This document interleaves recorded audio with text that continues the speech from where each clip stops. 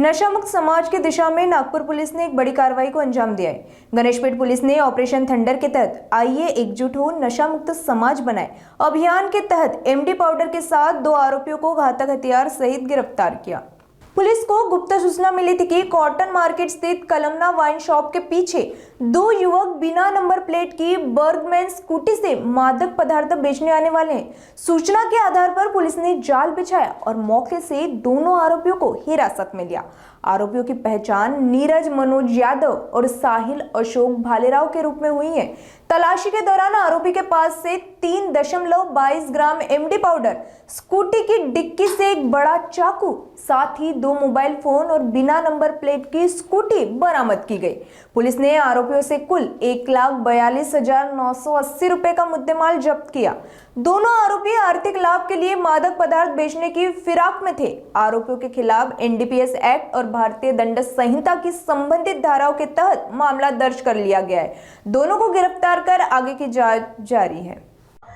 वरिष्ठांच्या सूचनेनुसार आमच्या एनडीपीएस म्हणजे अँटी नार्कोटिक ड्रगच्या अनुषंगाने सतत कारवाया करण्यासाठी आम्ही डीबीच्या स्टाफला मॉनिटर करत असतो आणि त्याप्रमाणे जे डीबीचे आमचे पीएसआय नाचण आहे गणेशपेठचे, त्यांना परवा सायंकाळी इन्फॉर्मेशन मिळाली होती की आज ड्रगच्या अनुषंगाने व्यक्ती येणार आहेत आणि त्याप्रमाणे त्यांनी मध्यरात्री त्या ठिकाणी सापळा लावलेला होता।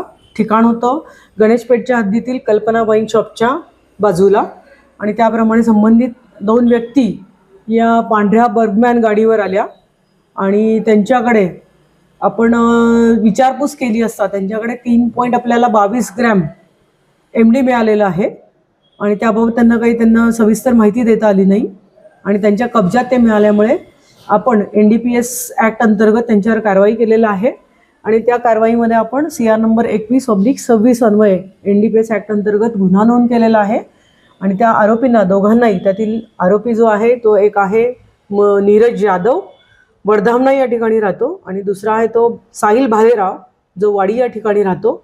ते दोघंजण या ठिकाणी आलेले होते आणि त्यांच्या कब्जात एमडी मिळाल्यामुळे आपण त्यांना या गुन्ह्यामध्ये अटक केलेली आहे आणि त्या अनुषंगाने यांनी कोणाकडून आणलेला आहे आणि कोणासाठी ते नेत होते या संदर्भाने आरोपींचा आणखीन एक शोध चालू आहे आणि उद्यापर्यंत त्यांची आम्ही पोलीस कस्टडी घेतलेली आहे। तपास चालू आहे।